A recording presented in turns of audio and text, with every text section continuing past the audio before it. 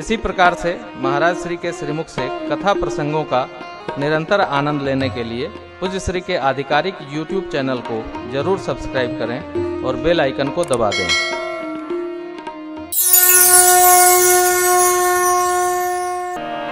भगवान में रम जाना, भगवान नाम में अवतरित हो जाना, प्रवेश पाना, ये शिव जी की सहज अवस्था है। शंकर सहज स्वरूप समारा, तब लागी अखंड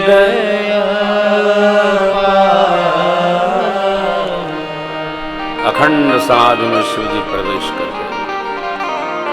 1 2 4 50 60 नहीं, 87,000 वर्ष तक शिव जी समाधि में प्रविष्ट रहे।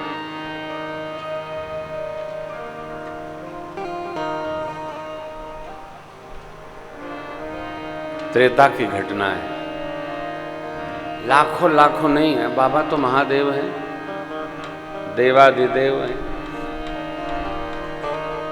87,000 वर्ष तक बाबा जी समाधिस्थ रहे। हे ऋषि श्रेष्ठ, जब बीते संबत सहस 87, तब तजे समाधि शंभु अभिराम। 87वें हजार के वर्ष के अंत में भगवान शिव समाधि से बाहर आए। बाहर आए तो राम नाम शिव सुमिरन लागे, जाने सती जगत पति जागे। जाई शंभो पद वंदन कीना, सन्मुख शंकर आसन दीना। लगे कहन हरि कथा रसाया, दक्ष प्रदेश भये तेहि काला। देखा विधि विचारी सब लायक, दक्ष कीन प्रजापति नाम। बड़े अधिकार दक्ष जग पाल, अति अभिमान विनय तब पावा। नहीं को बस जन्मा जग माही, प्रभुता पाई जाई बदनाई। नहीं को बस जन्मा जग माही, प्रभुता पाई जाई बदनाई।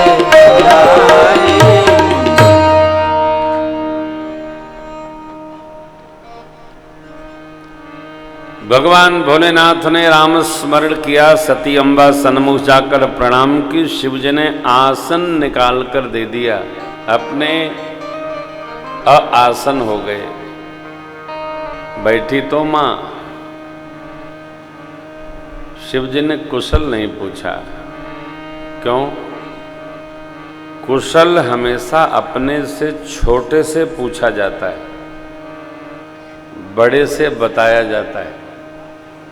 आपकी कृपा से सब कुशल है। ये मां का भाव उपस्थित हो गया है शिव जी के हृदय में सती जी के प्रति, तो कुशल नहीं पूछे, कथा सुनाने लगे। कथा सुनाने लगी तो कोई व्यथा की चर्चा नहीं करता है, धीरे धीरे उठ के लोग चले जाते हैं। हाँ, अब विमानों की आवाज सुनाई पड़ी कथा के मध्य में ही, तो माँ का मन तो कथा में लगता नहीं है, सहज ही। ये विमान कहाँ जा रहे हैं बाबा? आपके पिताजी के घर जा रहे हैं। क्यों? यज्ञ है वहाँ। अरे हमको आपको नहीं बुलाया? नहीं, मुझे तो बुलाना ही नहीं था, मेरे कारण आपको नहीं बुलाया। कारण क्या था? बताया बाबा ने। कोई बात नहीं, पिताजी के घर में उत्सव है, आपकी आज्ञा होती तो मैं अकेले ही हो आती। बाबा ने कहा, कहे हूँ नीक मोरेहु मन भावा, यह अनुचित नहीं नेवत पठावा। देखिए, यज्ञ का, कथा का, मंदिर प्रतिष्ठा का और अखंड कीर्तन का, इनका कार्ड न बने तो ज्यादा अच्छा। क्यों? अब 20 आदमी कार्डे बांटे में लगे रहते। प्रचार के कितने माध्यम हो गए, और 20 आदमी में जो वीवीआईपी लोग होते हैं वो यही तलाश करते हैं कि उनको मिला, हमको दिया नहीं तो हम तो जाने वाले नहीं, तो पुण्य और खत्म कर लेते हैं। एक को दिया, दूसरा छूट गया तो तनाव। संदेश मिलने पर कहिए, हल्दी बांटिए, चंदन बांटिए, कुछ भी बांटिए, तुलसी दल बांटिए, बिल्व पत्र बांटिए, कार्ड न बांटिए साहब। एक और समस्या है, कार्ड लोग लेकर के और हृदय पर नहीं रखते हैं।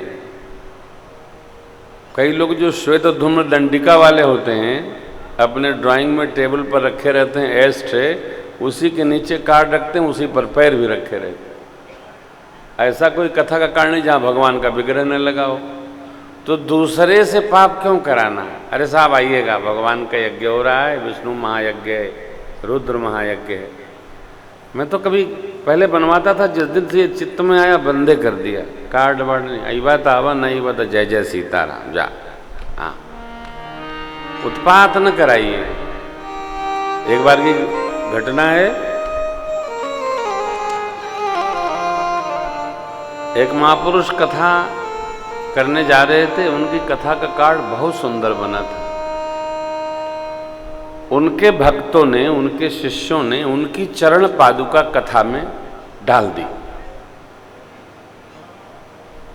गुरु जी की कथा थी अपने, तो वो जो भगत थे उन्होंने गुरु जी की चरण पादुका, भक्तों की श्रद्धा होती है, इधर भी भगवान थे, इधर भी भगवान थे। और जब कार्ड बंद हुए तो पादुका के ऊपर भगवान आवे। किसी ने मुकदमा कर दिया। अब भक्तों की अलग श्रद्धा है, जो मुकदमा कर उसकी श्रद्धा तो है नहीं, बड़ा बवेला मचा और ये लंबी गाथा है। तो बाबा कहते हैं कि कहे उनीक मोरेहु मन भावा, यह अनुचित नहीं नेवत पठावा। और ये बुरा नहीं है, दक्ष सकल निज सुता बुलाई। हमको नहीं बुलाया कोई बात नहीं, लेकिन उन्होंने जब सभी पुत्रियों को बुलाया तो आपको क्यों नहीं बुलाया, इसका विचार करो। मेरे कारण आपको नहीं बुलाया, तो मेरी राय मानो तो आपको जाना नहीं चाहिए। अच्छा, बाबा तो भगवान है, कह दे रहे हैं, ठीक है, ये बाबा की राय है। और एक व्यवहार की कथा की राय आपको मैं व्यासपीठ से निवेदन करता हूं। राय भी उसी को दीजिए जिसके चेहरे पर दिखाई पड़े कि हमारी राय मानेंगे। यदि चेहरे पर लिखा हो कि आप कुछ भी कर लेंगे, आपकी बात मानेंगे नहीं, तो अपनी बात का व्यय करना क्यों? करो भैया। कोई व्यक्ति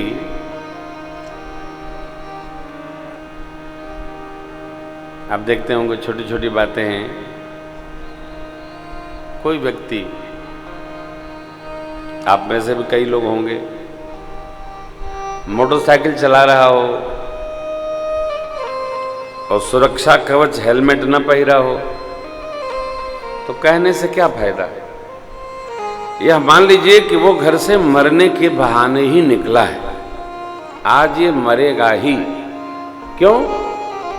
अब ये कितनी दुर्भाग्य की स्थिति है कि भारत सरकार, प्रदेश सरकार, सब लोग इस पर दबाव बनाए हैं कि गाड़ी पर बैठते बेल्ट लगाओ, 4 पहिया पे बैठते बेल्ट लगाओ।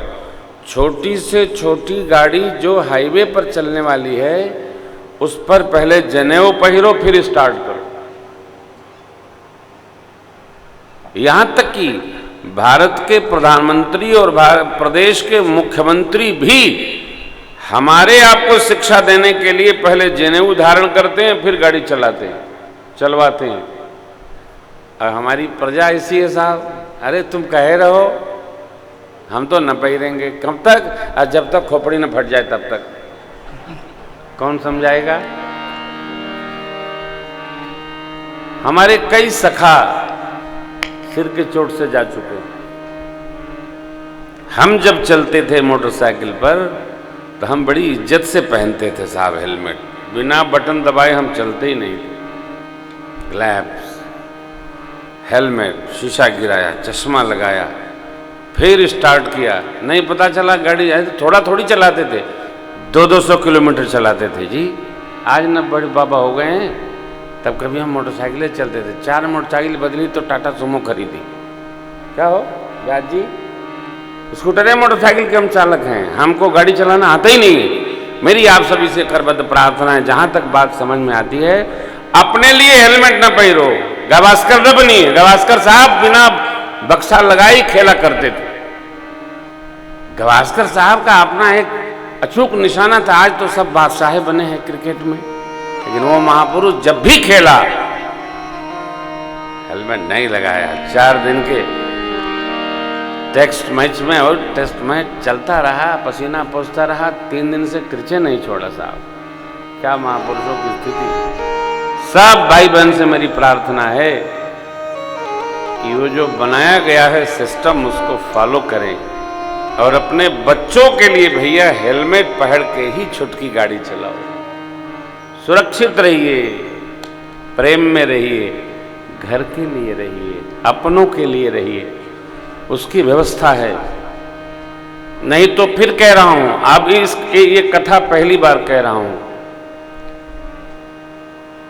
प्रदेश का परिवहन मंत्री हमारा बच्चा है, 5000 फाइन ठुकवाऊंगा जो बिना हेलमेट के चलेगा उसको। जो मैं कह दूंगा दयाशंकर बाबू उतने मानेंगे। इसलिए मेरी प्रार्थना है कि आप अपने लिए, प्रदेश के लिए नहीं, अपने बच्चों के लिए भैया इसको सुरक्षा का पूरा ध्यान रखिए। कई लोग सुनाई पड़ता है जनेऊ नहीं पहिरे, ठोकर लगा चले गए। सावधान, बात मानिए, बात मानने के लिए कही जा रही है, ऐसे उत्पात के लिए नहीं कही जा रही है। आश्चर्य तो तब होता है, कई लोग मोटरसाइकिल चलाते हैं और पीछे वाला हेलमेट हाथ में पहिरे रहता है। इसको क्या होना है? सावधान। आप कहेंगे ये कौन कथा है? यही जीवन की कथा है, से सब तो व्यथा है। ये अमृत तत्व है। जब हम आप बचेंगे तब ना आगे कथा श्रवण करेंगे। सावधान, बहुत बुद्धिमान बनना ठीक नहीं।